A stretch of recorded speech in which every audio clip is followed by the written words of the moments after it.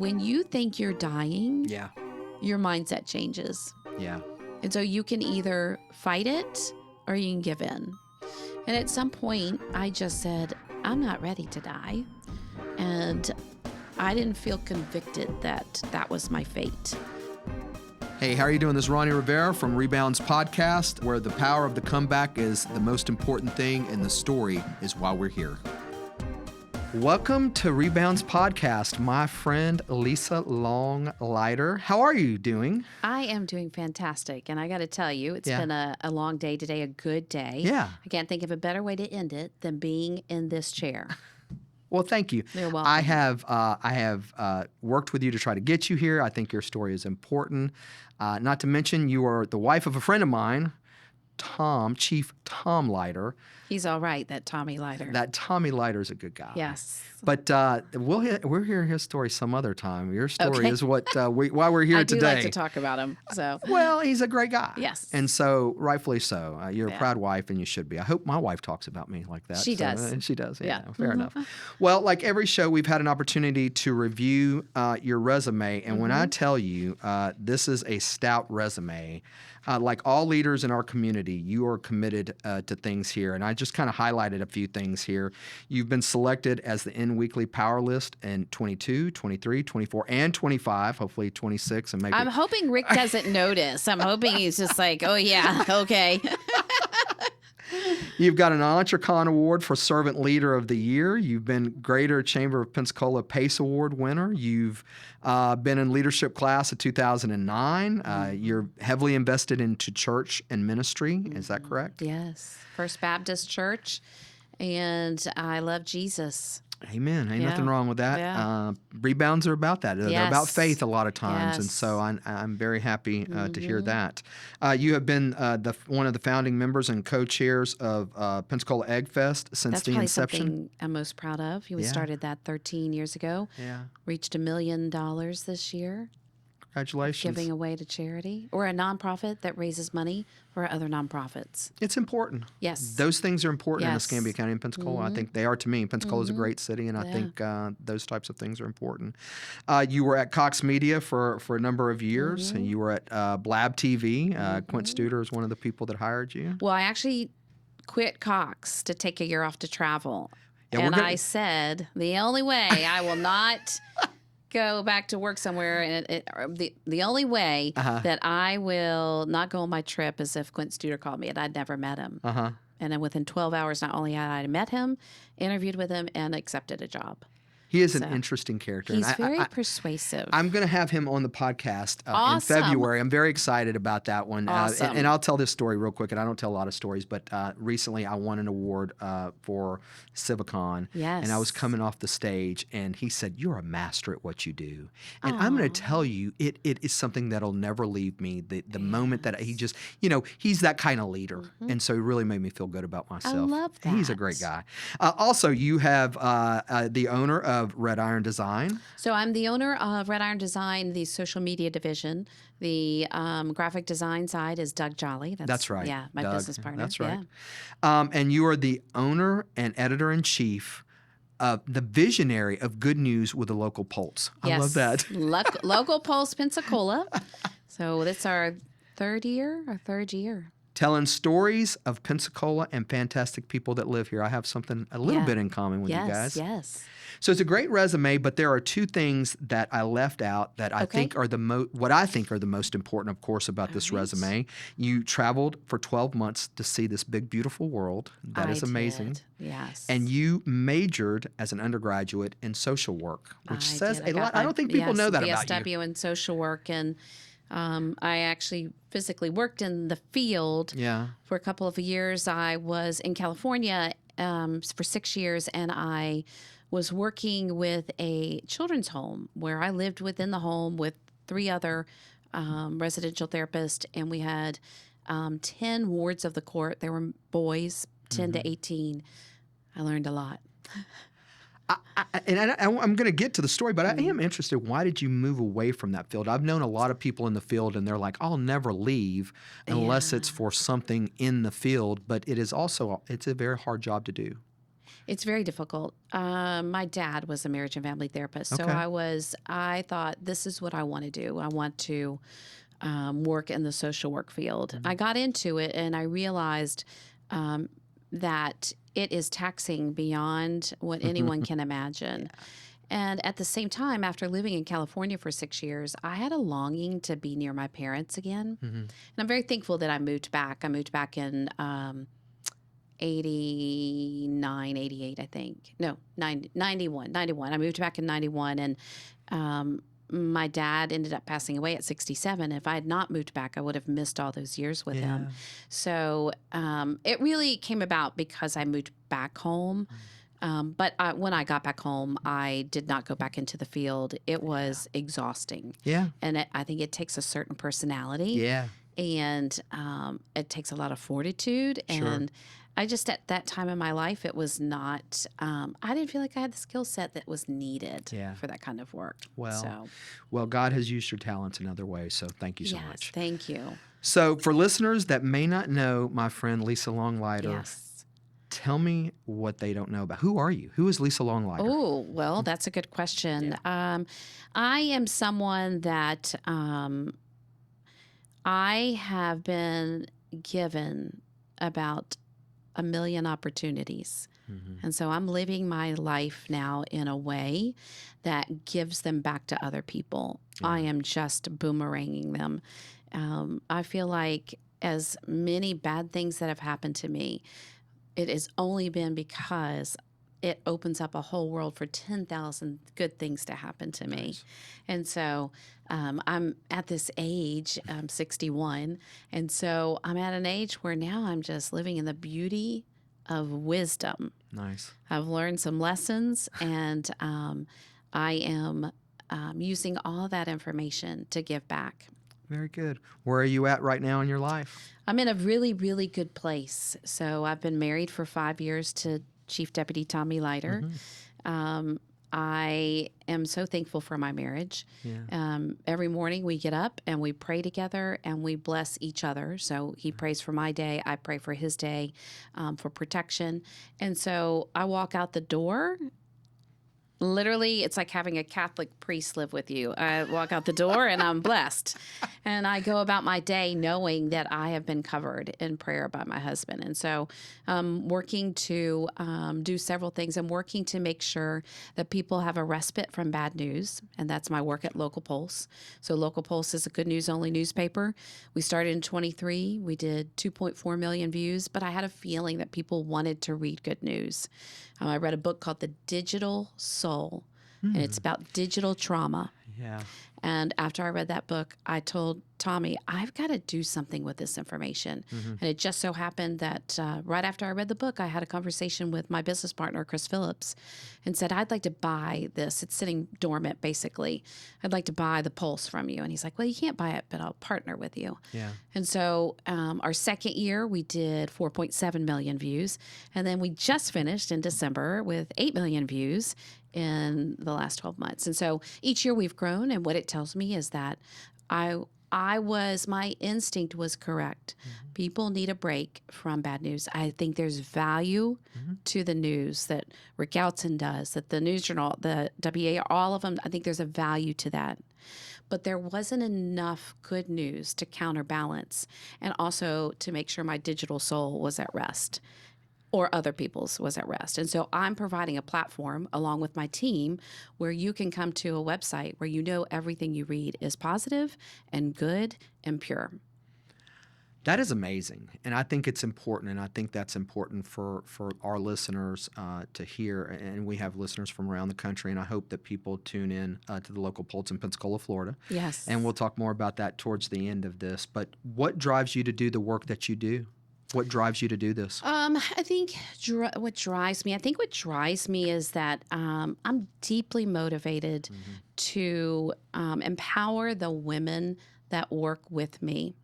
And I was given, like I said, so many opportunities that I feel like my calling is to give them back. And so I have a team of 8. One is a male, those 7 are women.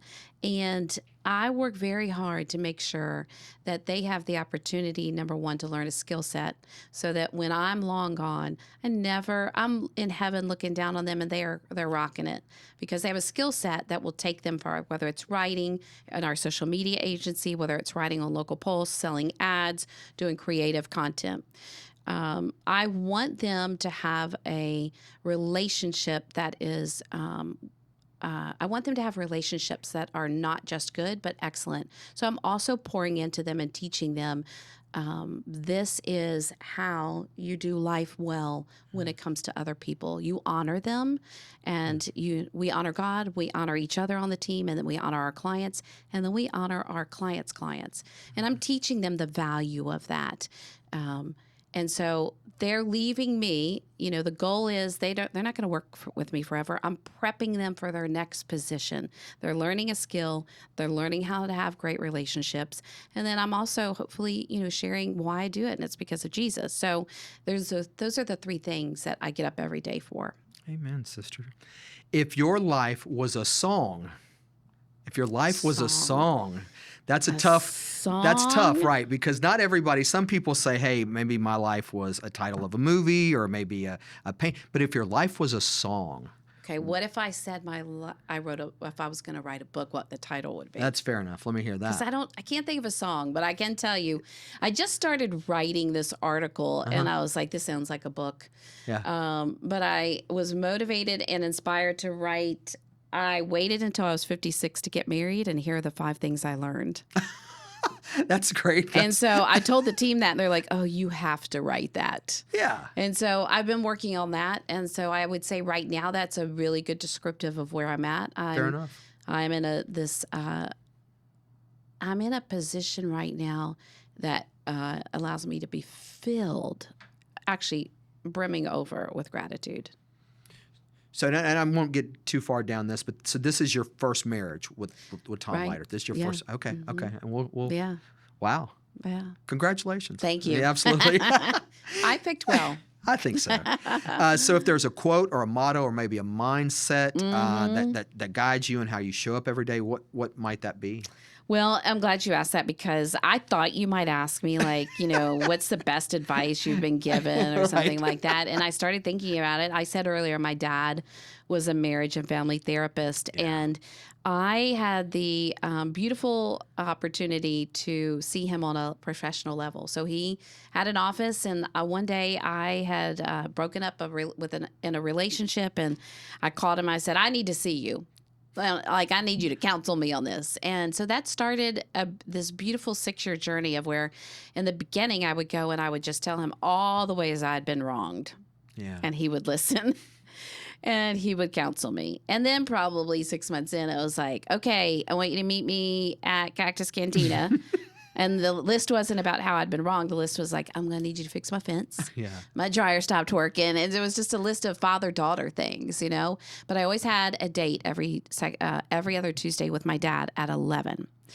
And so during that time frame, I took notes. I journaled the whole 6 years what I was learning from my dad. And so I just want to share with you the top 10 things that I learned from my dad. Is that okay? Yeah, absolutely. So if you said, what's your best pieces of advice? Here's the top 10. Number 1, before you ask a question, be okay with the possibility that the answer could be yes or no. Because when you ask a genuine question, yes or no is okay. Yeah. And so I think when we talked about this, I was like, and I asked them, and he's like, yeah, but you expected them. You knew they were going to say yes, Yeah. and they said no. So I was like, wow, that's so good. Number 2, core dissatisfaction with yourself creates a sense of drivenness. Wow. I was very dissatisfied with the relationships I had been choosing, and I had to do some deep introspective work on that. And when he said this to me, this hurt. Core dissatisfaction with yourself creates a sense of drivenness. I was the hammer at work. Yeah. I was very driven. And it wasn't from a good place. It was from trying to overcompensate. Number 3 was you don't have to give an answer if they don't ask you a question. That saves me from saying the wrong thing at the wrong time. Yeah. So, number 4 is nurturing your own agenda leads to division. And so I am watching the political landscape. Yeah. And I'm watching on a local level. I'm watching on a state level. I'm watching on a national level. The division is caused by people nurturing their own agenda. Yeah. And my dad said that to me when I was in my 40s. Number 5 is remember in transition to ask the questions, what is important to me and why is it important? And transition typically goes a lot better if you focus on the thing that is important. Yeah. Number 6 is if you're doing something good, don't complain about it. I would come into his office. I'd be like, oh, my word. I spent all these hours doing this, doing that, doing this. And he was very quiet. And I just stopped talking. He was, I just share with you that if you're doing good work, don't complain about it. And I was like, well, ouch, that hurts. But it's such good advice. Number 7, I remember him saying, "What is there a possibility you're asking the wrong question?" He said, instead of asking the wrong question, what's wrong? The better question is, what am I doing that isn't giving me the results I want? And so just that certain twist of wording set me in a better direction to find the answers I was looking for. Number 8, shame is reduced by new experiences. Oh, nice. I remember asking, I don't know how to move past the shame of this. Yeah. And he That's said, a lot. Shame is easy to fix. Yeah. You create new experiences. Go do it differently. Go do something somewhere else. Go do something with someone else. And so you build these beautiful memories of the things that you are currently doing, which reduces the shame of what you did in the past. Number 9 is power over someone evokes a rebellious spirit. Power with someone evokes a cooperative or submissive spirit. And so I remember this was when I was a manager at Cox, and I was talking to him about management. And I was like, oh, okay. But it's such good advice, I guess he was a man of faith as well, I suspect. Yeah. Yeah. Number 10 was, number 10. I remember all these conversations with him. Do you want to preach or do you want to teach, Lisa? Amen. He said, preaching is telling somebody what they ought to be doing, but teaching is exploring it together. That's wise wisdom. That's sage wisdom. Right there. It really is. Yeah. And then a bonus one is number 11. Don't ever ask a guy how he feels. And I was like, why? He's like, ask him what he thinks. Yeah. Fair enough. If you ask him what he feels, he'll shut down because he doesn't feel like it. But if you ask him what he thinks, he'll never stop talking. That was some relationship advice. That's the truth, though. Yeah. I think that's the truth. Yeah. Before I move into the next segment, let me tell you, as a father of 2 girls that I've had that opportunity to father, it is absolutely the pleasure of my life. But there was a time where I literally was their father, and the same thing. They would come to me for advice, and I would give it. But as they aged, I have learned that I'm learning quite a bit from them. So I would like to say, I'm sure he learned quite a bit from you in this process. And while you probably have 10 or 11, he probably has a multitude of them. Oh, I have many more, but I was like, it's only an hour podcast. So yes, I agree. It seems like a very smart individual, and certainly has guided you and led you through trials and tribulations in your life. And that's kind of why we're here, right? The rebound story. So tell me about a time that you faced adversity and that shook you to your foundation. One of those tough times. We all have several of them in our lives, I've learned. But tell me about one that you would like to explore and talk about. Sure. I've got 2. The first one was when my dad passed. Unexpected. He was 67. Went to sleep and never woke up. He was my best friend, and I'd been very intentional in spending a lot of time with him. And I mentioned, I'd spent 6 years every other Tuesday going to lunch with him. Yeah. So that was really difficult. The one that I really want to spend some time unpacking is in 2019, I woke up one morning and I washed my hair. And when I got out of the shower and I looked in the mirror, I saw this really dark spot right here. And so I was like, well, what is that? And I sent a picture of it to a good friend of mine who's a nurse. And she immediately booked an appointment for me. And we went to see a a dermatologist, and it turned out it was melanoma. And so this was 2019, January. Happened, I noticed it in December of 2018. Within 2 weeks over the holidays, got in to see it. So January 19, I was diagnosed with melanoma. So melanoma, you may have heard, that people have melanoma and they get taken off their skin and they're good to go.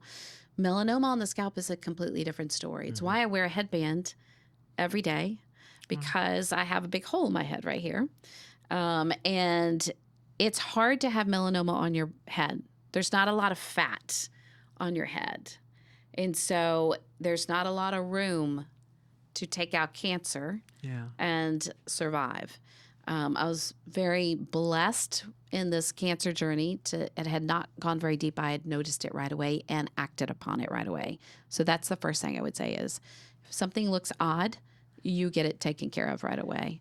And I think we're better today, obviously, in the story than we were at that moment. Take me back to that moment. You must have been absolutely beside yourself. I was, like I said, I was single till I was 56.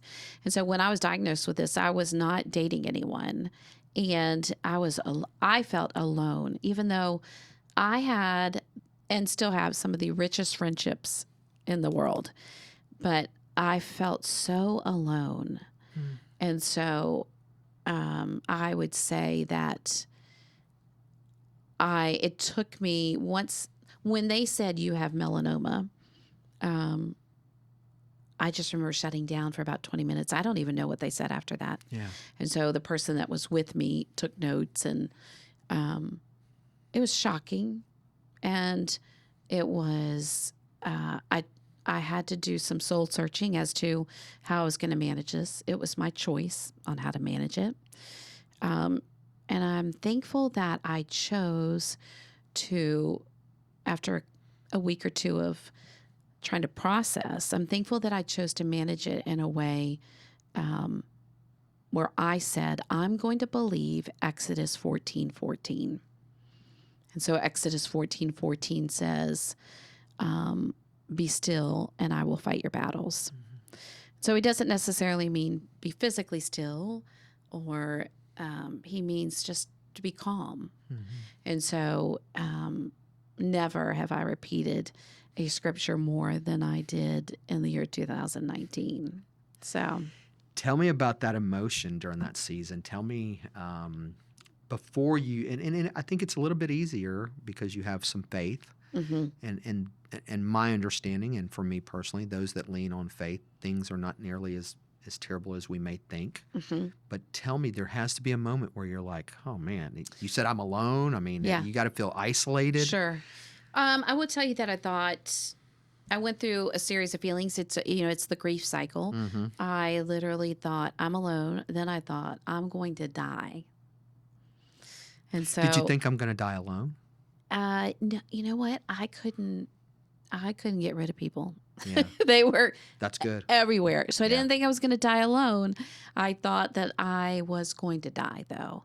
And so when you think you're dying, your mindset changes. Yeah. And so you can either fight it or you can give in. And at some point, I just said, I'm not ready to die.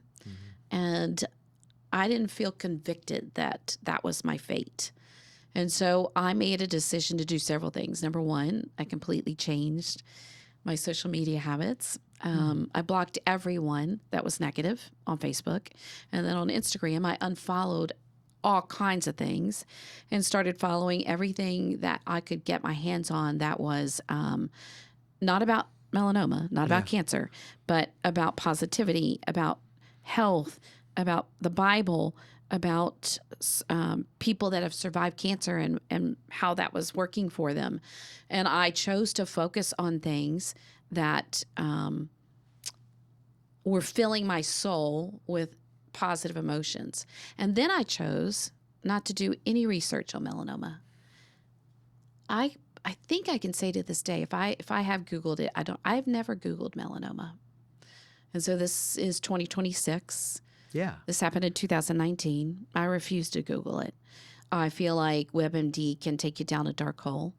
And so I said, I'm going to build a team that's going to take care of all this. And so I didn't even have to build it. They just showed up. So I think when you have cancer, there are 4 groups you need as a support system. One is you need a medical advocate. And I happen to have 2. I have 2 very good friends that are nurses. And I remember being in the doctor's office hearing I had cancer.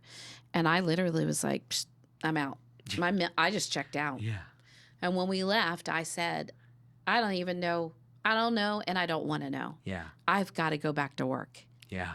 And Denise said, I got this. You go back to work. And so she did the research. We found where I needed to go, MD Anderson, and she booked the trips. I just showed up. And so you need a medical advocate.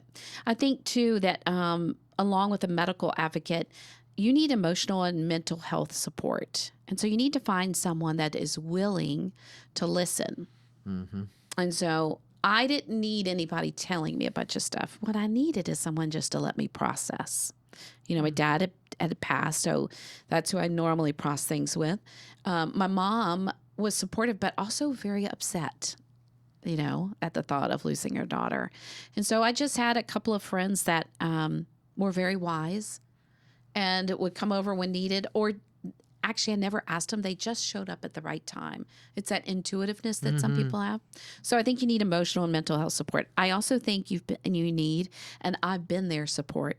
And so I had, at the time, I had already started the social media agency, and one of my clients was Pensacola Police Department. They had phenomenal social. They still do. And Captain Davis, since he's already outed himself that he was the person who did it, Correct. I can share that. So Captain Steve Davis was the one that managed their social. Well, they had hired me to do some community engagement. He's like, you know, he called me and said, nobody likes the police. I was like, okay, I can help you. And also to help with do some training on social media. And he had cancer when I first met him in 2017. I don't think I was aware of that. And so I watched him work every other week. On the weeks that he wasn't working, I would check on him. And I knew he understood better than anybody what I was feeling, just because of the conversations I would have with him. So I really leaned on him as I've been there before. I know how you're feeling. Yeah. So you need that person. And then you need caregiver support, people that are naturally nurturing and are willing to give you time. And so I had friends that would just drop off meals and do things like that. And then the last I would say is financial support. I was so embarrassed when this happened because I'm not used to asking for help. Very independent, made a good living, but I didn't have the insurance to cover all of this. Sure. And so I own my own business. Yeah. So a friend of mine, Joni, without asking, started a GoFundMe. Yeah. And she texted me like 24 hours later and said, hey, you're going to be really mad. I did this. It's already raised this amount of money. And I remember throwing my phone across the room and going back to bed because I could not deal with it. Yeah. And I had to learn how to accept goodness. And they ended up raising, Pensacola gave me $26,000. And it covered all my medical expenses. You're deserving. Well, it was hard for me to believe that when it happened, but I do know that now. Yeah. But I will tell you, I know you said you're going to have Quinn Studer on at some point. I remember landing in Houston. Yeah. Having surgery the next day. I get a phone call after I get off the plane, and it is Nicole who works for him. And she said, hey, I just want you to know, Quint asked me to call you and tell you that he has a check for you. And I'll just say it was $10,000. He said, he has a check for you for $10,000 because he doesn't want you to go into surgery without, he wants you to go into surgery without worrying about your deductible. And I just started bawling. Rightfully so. And it moves me to this day. Right. And so, you know, I know that Quint Studer has done so much good for this community, but this community doesn't even know the half of what he has done. There are lots of those stories out there. There are lots of those stories. I've heard 2 years, them. Right. And I have listened to the phone calls. I've been in the room when things have happened. Yeah. And people they just don't understand how giving. He's one of the most giving people I've ever met. And so you need somebody that can financially help you. Yeah. So I think when you are lucky enough to have poured into people for so many years and see it boomerang back to you when you're in need, I also told you that too because one of the things that happened was people kept saying, "How can I help you?" At the time, I couldn't tell you. Yeah. And so I'm telling you now, here's what you do. Become a health advocate. Become an emotional and health support advocate. Become a I've been there support. Become a caregiver and help financially. Those are the things you need when you have cancer. Let me go back a couple of sentences here, a few Okay. sentences back, and you said that you did no research on it. I still haven't. And you haven't. And there's lots of things you certainly, if there was any negativity on social media, you stopped that immediately. There was even if it was not positive, let's say that maybe it was average or something, or even neutral. No you tolerance just for it. none. None. So during that time, you thought, hey, these could be my final days. And I don't want to protect them. And I don't want to fill them with negativity. Right. Tell me just a little bit more about that, because I think that's an impactful thing for people to unpack, because we do fill ourselves with bad things. We have social media is ripe with negativity. And I am personally a person that I'm not a fan of negativity. And so I like positive stuff. Sure. And so tell me about what you were thinking. You're thinking, hey, maybe these are my end days and I don't want to read none of this stuff. Or maybe you're not owning up to the fact that, hey, this could be the end of my life. Or tell me a little bit about. I think it wasn't that I wasn't owning up to it. I knew there was a point where I thought I'm dying. Yeah. And the reality is we're all dying. Absolutely. But I thought I was dying then. And I was like, okay, how do I want my end days to be? And then it moved from I'm not dying, but this is, I was about to go Tommy Lyter on you and cuss. This is some bullshit. All right. And so I apologize to anyone who's listening. That is my husband. That's him rubbing off on me. So Poor Tommy gets a bad rap on this. Go ahead. I will tell you, I was like, I am not living my life anymore like this. This is ridiculous, fighting over stupid stuff, political drama. I just wanted no part of it. I will tell you, that was the seed, even though I didn't know it at the time. Yeah. But that really was the catalyst for Local Pulse. Absolutely. And so what made me act upon Local Pulse was I read this book called Digital Trauma that I shared with you. Yeah. And it just so happened that there was a marketer that was sitting at her child's softball game, and she sat next to a counselor. And he had a child playing, and they started talking about the impact that the phones were having on these kids that they were watching play ball, including their own. Mm-hmm. And they decided to do something about it. And so they did all kinds of research, and they wrote this book called Digital Trauma. And it is phenomenal in helping you understand the impact that hours and hours of laptop, phone, TV, iPad, gaming has on you. And so if you can't control what's coming into your own home through these devices, then you need to know how it's going to end up, was their point. And so I would suggest getting the book. Well, I think we'll put it in the show notes for this one, just because it's obviously been impactful for you and by design impactful for the community through you. So, having cancer and understanding that I needed to erase all negativity. There's quite a bit of research that says if you want to heal your body, to remove negativity. Yeah. And so that was a conscious decision. I did read about that. I never read about melanoma, but I did read that. And then was it by chance where you just been reading? You were reading the book while this happened. The phone listens to every conversation, so I started getting this stuff in my phone, and God delivered. And God just made sure it was the stuff I needed, and versus the stuff I didn't need. Tell me about God and AI. Amen.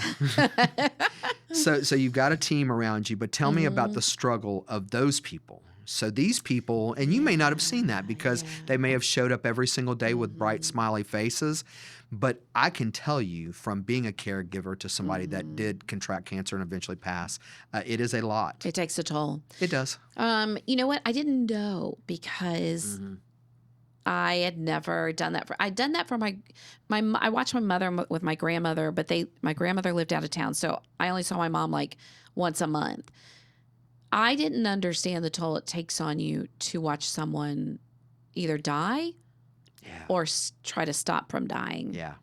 And so I didn't realize until after. They were very strong during the process. But when it was clear that I had rebound and I had rebounded and I was thriving, we would generally have conversations at lunch, or, they would just randomly say, well, like when you were sick, I remember when I going home and crying, and I'm like, what? I had no idea that it was impacting people that way. But if you really think about it, I have friends right now that, one of my dear friends, Michelle, and her husband, I've cried many a tear over that, but I've never told her. Sure. Because she's got enough to carry right now. Yeah. Tommy and I pray for them every day, every chance we get. So it does take a toll. It takes an enormous toll, even if you have a little bit of distance and somebody, because I've never told, and so I'm going to share a small story. Okay. And I very rarely share stories, and I always promise myself I won't about myself. But my mother went through cancer as well, and I was at the facility for her to get chemo, and you got to go so many days in a row, and there was a lady there, and she appeared to be the grandmother of a child. The child is there every day, and the child is crying every single day. My assumption is, I'm pretty young at the time, my assumption is that her mother, the woman in between, is probably inside getting the chemo treatment. And this child often is crying, and I'm often upset because I'm dealing with my own set of circumstances. And I remember asking the older lady one day, I said, is your daughter here for cancer? And what I'm really kind of telegraphing is there a way for you to make this child stop crying? Of course, is what I'm asking. And she said, oh, my daughter doesn't have cancer. And I was like, oh. I was like, well, okay. I was like, why are you here? And she's like, oh, my granddaughter has cancer. And I just remember it washing over me how immature I was at that, because cancer has touched every single life in America in some form or fashion.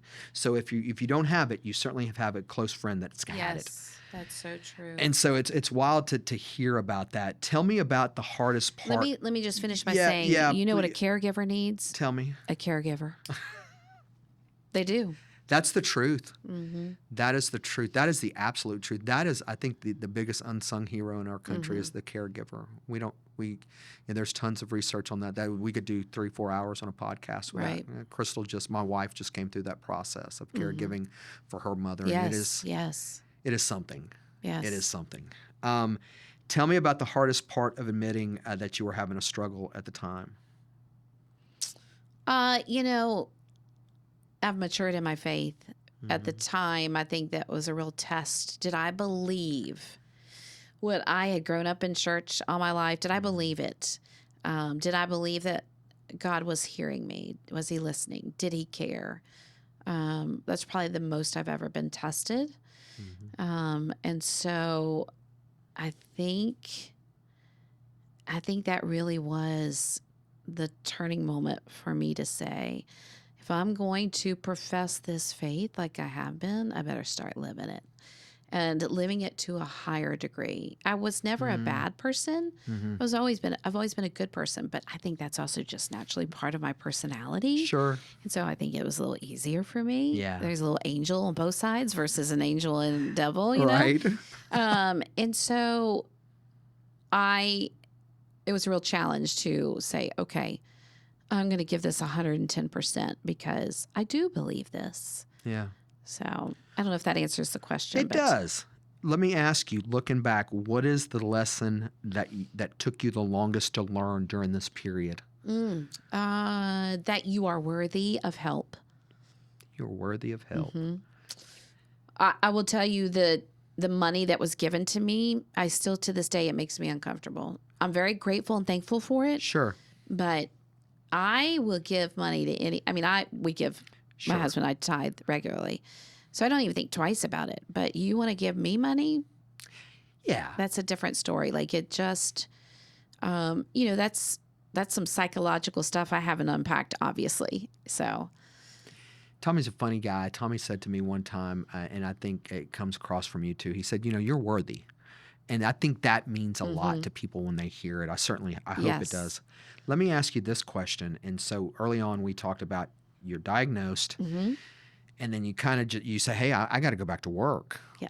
What is the time frame? And even if it's minutes or seconds where you're like, hey, I know I have this problem, but I'm going to overcome this problem. I mean, 10 days, 9 days, 2 days? Ooh.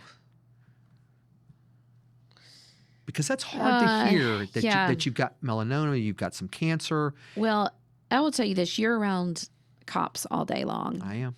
What's their greatest strength is they compartmentalize. Amen. I think I compartmentalized, and not that that is a great strength of mine, but it was at the time. I think you get supernatural power when you need it. I think you can, because you are a believer, you get to tap into this power. And when I said I'm going back to work, I meant it. And here's why.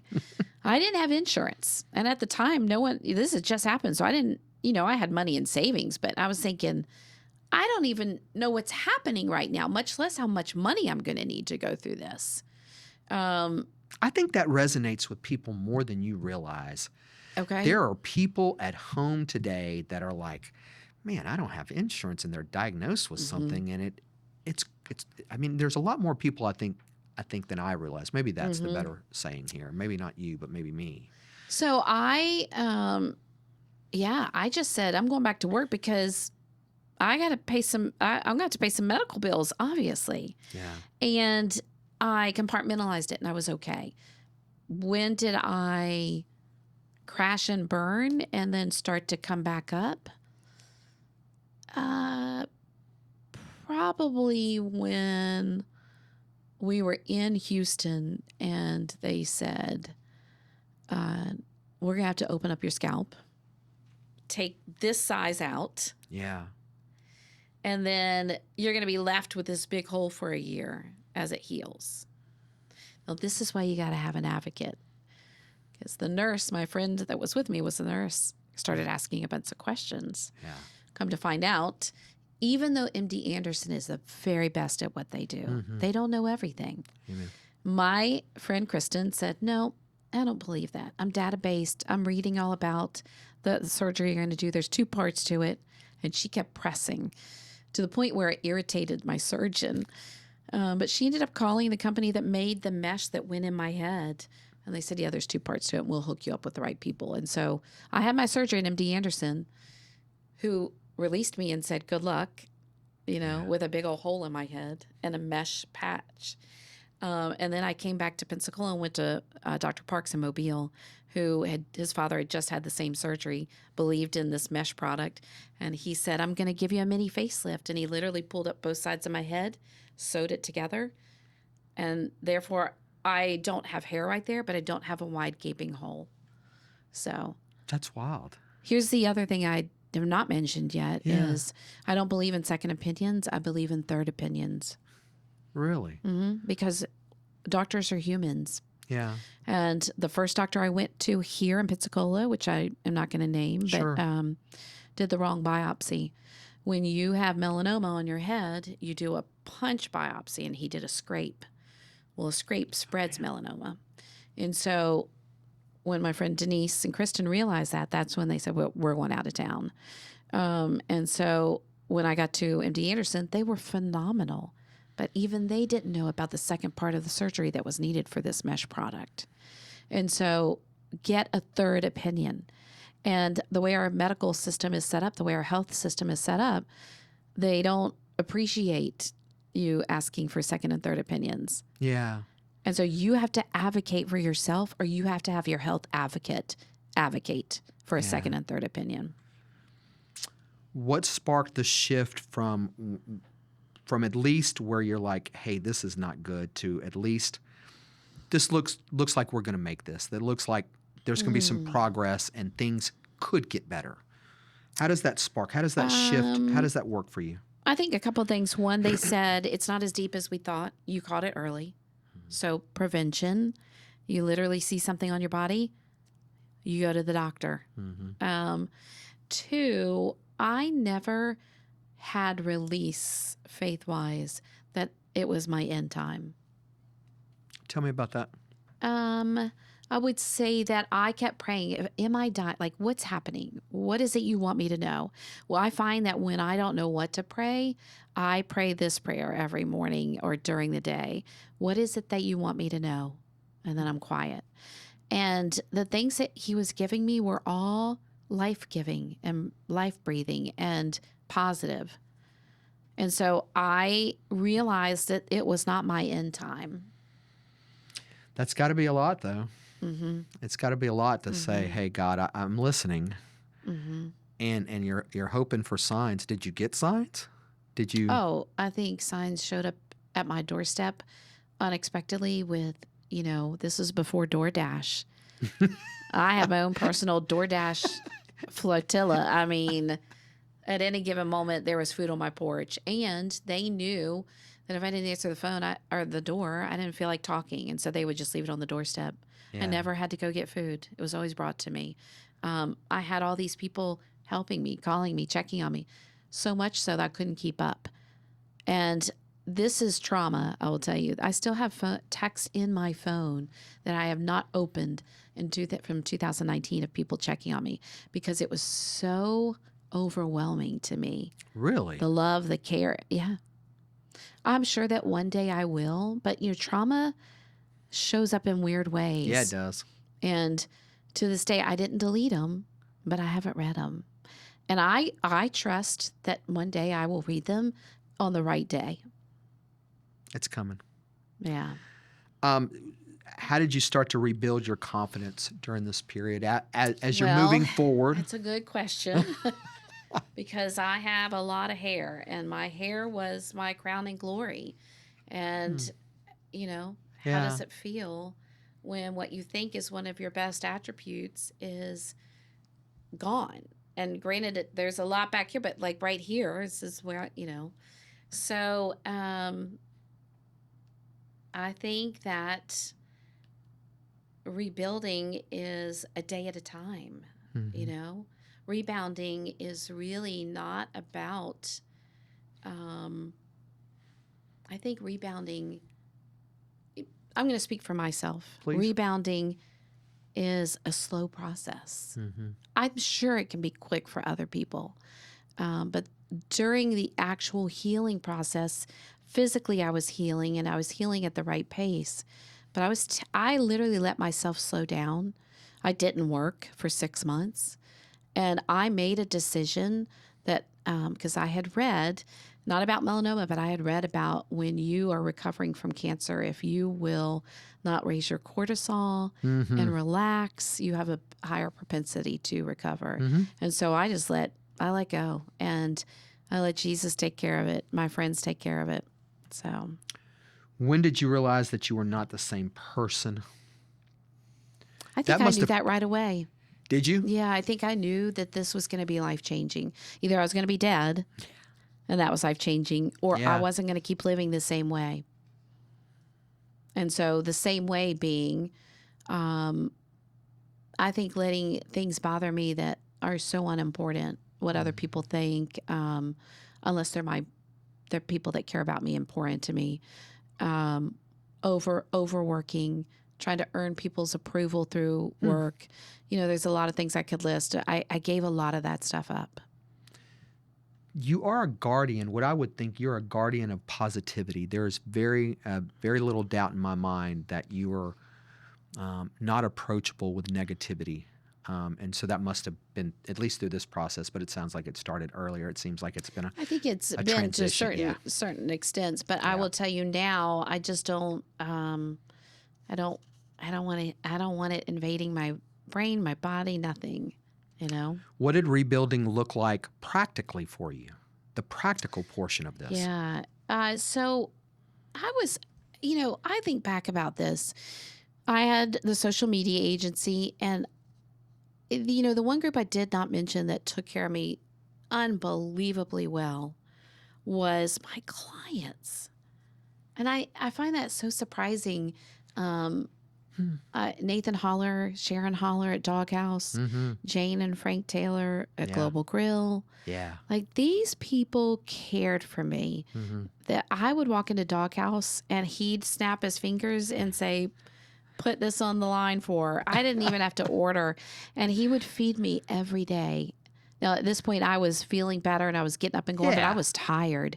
I tired out easily. Yeah. And so I never had to worry about prepping a meal or fixing a meal when I'd gone back to work because I could walk into the doghouse and be fed. And then I would go see Jane and Frank. And, I don't know if you know Jane Taylor, but she's very nurturing and very loving. And she, just her hugs and her care, and they would feed me too. And so I was fed really well during this process. I will say that. But I think my clients were very generous in their care. Pensacola certainly has a reputation for feeding us well, and those are two great places that feed us well. I tell you what, yeah. Tell me about those small wins. I mean, so you say you're tired a lot, and maybe you're going to Doghouse for a minute, and maybe you're going to Global Grill. Tell me about those small wins. I mean, because it sounds like a lot of cancer patients, you're up for a little bit, and then you're down for a little bit. So tell me about those small wins. I think when you build upon the small wins, you end up having larger wins. You just keep moving towards the finish line. But I think rebounding is, if I could say one word that describes a rebounding for me, it's really alignment. I went back into alignment, if that makes sense. Yeah. Had stronger boundaries. I feel like everything I did was purpose-driven, moving forward. I had no desire or time for anything that didn't have purpose. When did you realize, hey, I'm back? This is, or maybe you never realized I'm back. Maybe that person like we talked about earlier is completely gone. But I don't but think at least I thought I was back. Yeah, I think I thought that's what I hear.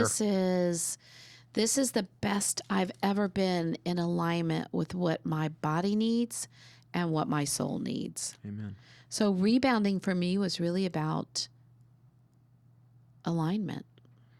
What strengths did you figure out about this journey, about yourself? What were the strengths? Strengths. I think I'm naturally a loud person. And I learned that I do have the strength of quiet reflection, and there's a beauty to it. I'm loud. I talk loud. Same. I like to talk. Absolutely. I'm ready to sit down with a meal with anyone. Yeah. I think what I learned is there's a beauty in the shadow side of me. My dad used to tell me, you should really work on your shadow side. It will make you a more balanced person. And I was like, yeah. I think I started working on my shadow side much more after I had cancer, which is I'm an extrovert, but yet everyone has both sides. And so I worked on my introvertedness, and I learned to be okay being quiet. How did rebounding change the way you see yourself? I feel like if you can get through cancer, you can pretty much get through anything, because even if it didn't take the physical toll, I didn't have chemotherapy. I had surgery, and they got it all. How long was your surgery? And I had 2 surgeries. Yeah. So I had the surgery where they took out the cancer. Yeah. And then a month later, I had the surgery where he pulled my head up and sewed it. It was a 6-month recovery. Goodness gracious. And not because of the wound not healing, but because I was exhausted. My body just, after 3 or 4 hours, I was done for the day.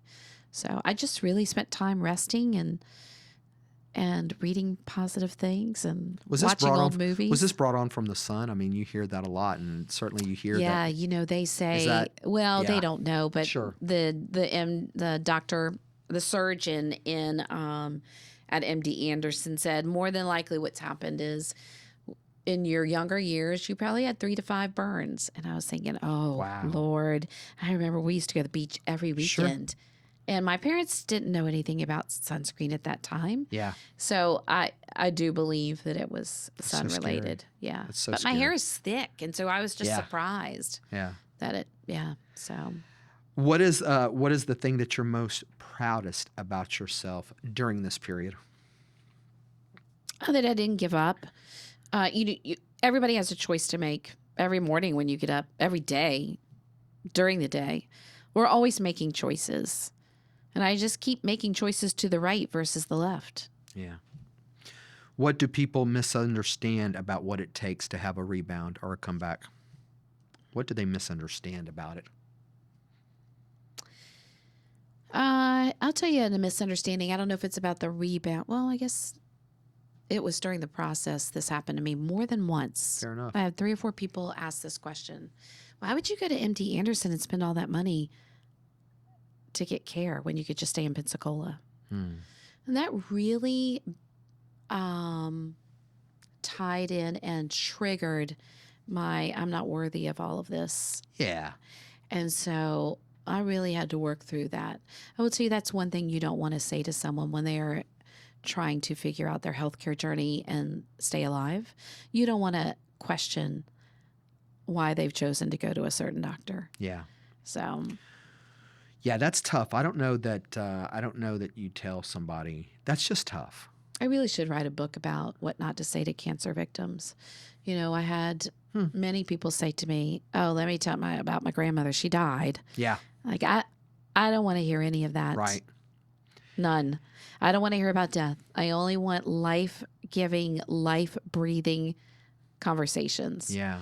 So I think I agree 100%. The more positive we can stay about something, but it sometimes, unfortunately, it takes you to go through that to understand. And again, everybody has a story. Don't be naive to know that they do. But I will tell you, be careful with your emotional energy, because more than once somebody would come to me and say, "I found out you had cancer." They would just start bawling, and then they would just tell me about what was going on with them.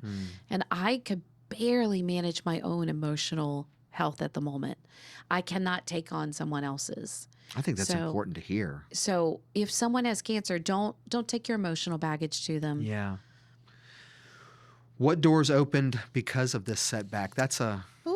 I think the 6 months I took off, I became very clear in what I wanted to do when I got back to work. I wanted to be the best social media manager ever. I wanted to build a team even bigger than what I had. I wanted to influence women for the better. I wanted to teach them. I've accomplished a lot of what came out of what I said I would do at that particular time. If you could talk to Lisa on the day that you were diagnosed with this, what would you say to her? You're going to be okay. And even if you're not, you're going to be with Jesus. But I would say just believe what you say you believe. And that's Exodus 14:14. How has your definition of success or progress changed since then? Success is only, not only, the most important successful KPI for me is my team thriving? Are they making the money? And I wouldn't even say it's making the money, because what I do with them is each year I ask them to share with me, what is your goal this year? What's your 5-year plan? What's your 3-year plan? What's your 2? And then I help them achieve it in any way that I can. When they make that, then that is my KPI. What daily habits or rituals keep you grounded today? Okay, that's good. The most important is that I have a husband who is willing to pray over me and with me every morning. That's probably the most important. Second, Jesus, just all day. And third, understanding what the value is when you can act in a way that you are honoring others. And I'm not always the best at that. Yeah. You know, I'm human, and so sometimes I say things that I'm like, "What? Why did I say that?" Or actually, I meant it, and I should repent. But so yeah, I think there's a lot of value to honoring others more than people give credit for, and it does so much good for the person in the room that you're honoring. You know, you want to change somebody's life, honor them. What do people often get wrong about the resilience or the bounce back or that type of rebound story? What do they get wrong? So I'll tell you, this has been a theme in my life. I've been accused more than once when I was at Cox, every career position that you always get what you want. And the reality is people don't understand. They ask once and are told no and they give up. I literally ask 100 times. And out of that 100 times, I get told once yes. And it's the one they see. But they don't understand. I got told no 99 times. And so, because I'm not walking around telling everybody that I failed 99 times. So I think people think you got it easy. It just came to you, and I worked very hard for what I have, and I've asked people for help, and I've been told no many a time, but I just keep asking. I keep searching. I keep seeking the helpers, and I am a helper, so I also am seeking help. I think that's a great answer, and I think you're right, and I think that's about leadership across the board. I think they see people that are leaders in our community, and they think they got it so easy, but they've been told no a million times. They have failed forward probably millions of times. You know, I will tell you, somebody said to me recently, oh, you know, you wouldn't understand. You've got a great marriage, da-da-da-da. And I had to remind them, I said, listen, you didn't know me, but like we've only been married 5 years. I was single for 56 years, and I waited a long time for this. And you work at it, and you pray for your husband every day. Yes, and we work at it every day, yeah. What would you say to somebody at home listening that feels stuck in their own setback right now? I would ask him to study peace. There's a beauty to peace, having peace, working for peace. The world tells you the opposite. Yeah. The world is in complete disarray as far as the way we treat each other on social platforms. You know, obviously it's my job, so I see it every day. The way we talk about one another, the way we treat each other. The world is in disarray. And so at some point you have to make a decision that your world, this world that is 6 feet in front of you and around you, is going to be peaceful. My husband and I decided that our home would be filled with peace. And so when he does irritate me, which is very, very few and far between, I know that the ultimate picture of what I want in my home is peace. And so I'm much more motivated to work it out and have a genuine conversation with him instead of yelling at him. I would say if I was stuck, that I wasn't filled with peace, and I would seek out peace. I think that's fascinating. And I think that's a well-earned thing for people to try to accomplish. Last question. Okay. It's my favorite question. Okay. It's the last one I always end with, and I ask for the same question every person. Here at Rebounds, every episode, what is your personal definition of a comeback? I think I told you it's me being in alignment. And I will tell you that alignment is not always the same for everyone, and it's also not always the same for me. Yeah. So being in alignment now is making sure my marriage is rocking and rolling. But, 6 years ago, that had nothing to do with marriage. I literally was living my best life and had no idea that I could live an even better life with Tommy. So I think being in alignment with my faith, with my finances, feels great to be out of debt. Yeah. But I had to work at it. And when I was single, I liked to buy stuff. And so being out of debt, being in good relationship standing with the people I care about, honoring my family, honoring my friends, being in alignment. Health-wise, I've had to stop eating sugar. Okay, maybe that doesn't feel great, but you know what I mean. Like, I do know what you mean. My physical body feels good. I miss sugar, but yeah.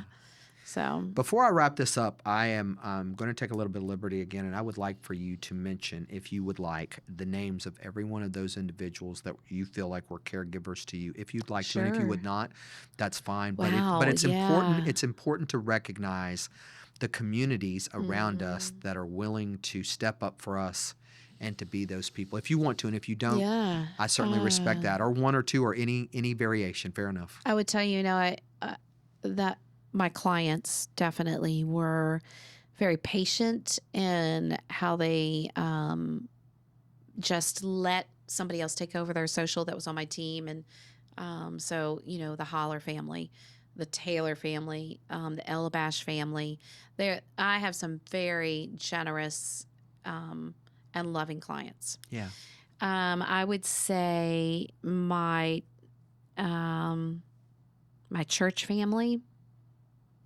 I would say the people, when I worked with Quint, there was a group of us that worked together, that group. But I would say my health advocates, Denise and Kristen, they're busy. Mm-hmm. They're busy in the medical field, and yet they took the time. And I never went to Houston alone. They always went with me. So they would spend their money flying to Houston, pay for a hotel, advocate all day for me, and we fly back. They took care of me when I was here. Emotional support. I have so many friends that I could thank for that. I've been their support. Yeah. I had cancer. Stephen Davis and Elvira Davis. Yeah. Quint Studer. Yeah. Rishi Studer. Yeah. Who understands the value of stress going into surgery and said, I don't want you to be stressed. Here's a check. The people that would just randomly drop off food. The people that donated to my GoFundMe account, whether it was $5, $100, it didn't matter. Joni, my friend Joni that started it. Like, these are people that took, 15 to 20 minutes out of their day to do something for me. I'll never be able to pay back how much was given to me in my life. Lisa Long Lyter.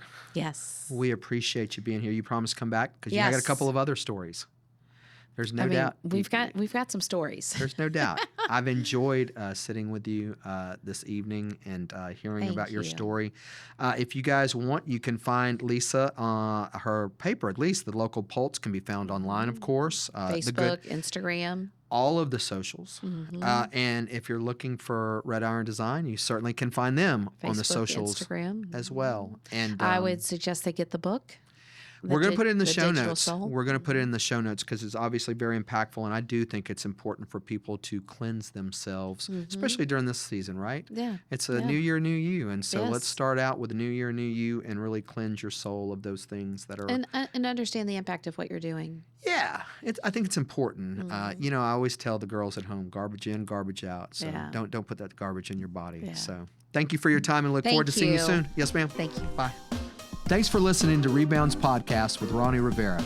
If you have an opportunity, please review our show notes and support our sponsors, Blush and Needle Society, Meredith Bush Law Firm, Randall's Formal Wear, Youths Left Behind. Also, please support us on our social media platforms, Instagram and YouTube. We'll see you next time on Rebounds Podcast.